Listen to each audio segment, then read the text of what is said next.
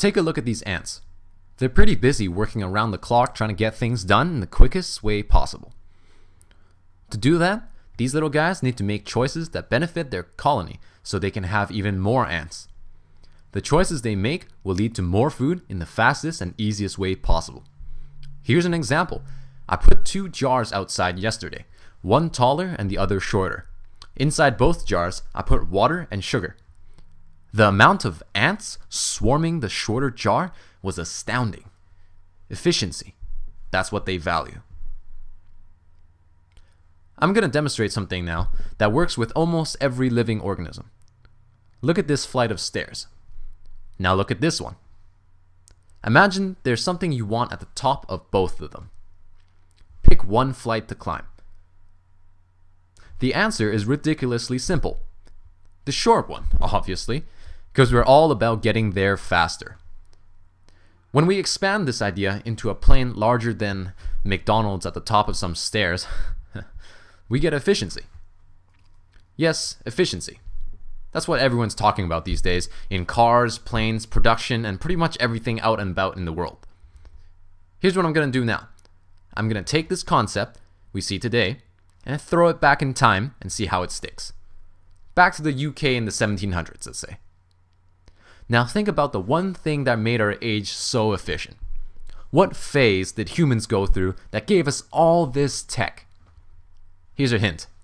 It starts with in and ends with Industrial Revolution. The one thing I want to focus on is the people of that day and age. I thought a while about it, and this is what I came up with. People are only valuable when they are efficient.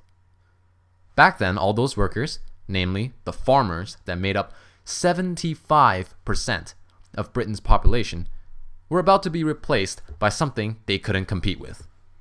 The age of mechanization. No, I'm not talking about Terminator and how that's going to destroy humanity. But it may have seemed like it from a 1700s farmer's point of view. Now, let me put that point of view into perspective.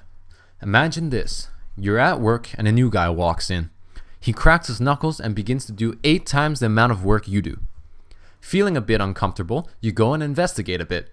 Upon leafing through some papers, you find that he gets paid a fraction of what you are. Disturbed now, you go on your lunch break only to see the new guy still flying through the tough work like nobody's business. The day ends, you go home and take some time to relax. Right? Guess who's still working at the office? It's like a machine. The next morning, you receive a letter from the government saying that they want your house out of here.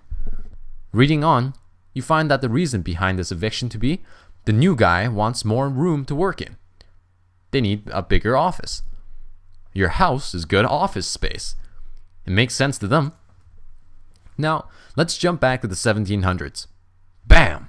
The spinning mule is thrown in your face. It's a device that spins 8 times the amount of cotton a single spinning wheel does. It can probably cover you in a pile of cotton before you make a scarf. And it doesn't sleep, eat, or want money. Well, duh. It's a machine. Workers back then just couldn't compete. Big farm machinery burst onto the stage with the General Enclosure Acts. And now, these things took your land and gave it to big industries to run their machines on. They work better than humans. Their needs now come first. Workers were reduced to slaving in factories where every breath just killed you a little more than usual. If you were a child, you ask? Great, you'll fit into those small gaps in the machines. People died in the jobs they were demoted to. All in the name of efficiency. Well, at least we don't live in a place like that. It's good to know about these things, I guess. Shouldn't be a problem for us. Wrong. Remember when I said this concept worked for every living organism out there? I meant it. This mindset pervades through all ages, the past, the present, and definitely the future. I'm going to take you through one last imaginary scenario. Imagine you go to school. You go to a nice institution, graduate, and apply for a job in the field of programming. Nothing seems to be biting your well-educated, locally grown, refined hook, though. That's because there are other fish in the sea. There's something else across the world that is being hired to do your job for less than half of what you are paid. You can't compete with that, living here. Now, I want you to snap back into the real world. Whoa, wait a second. That wasn't an imaginary scenario. This sort of thing happens right here, right now. A lot of companies and corporations are deciding not to hire their hometown hands because they have better options. Across the sea in Asia, there's a myriad of people vying for your local jobs, holding up signs asking for a fraction of your salary. It's like a messed up inverse auction going down. Except, once you think about it, it makes sense. It makes sense in the same way it does for the ants climbing the shorter jar. It makes sense in the same way producers prefer machines over workers in the 1700s.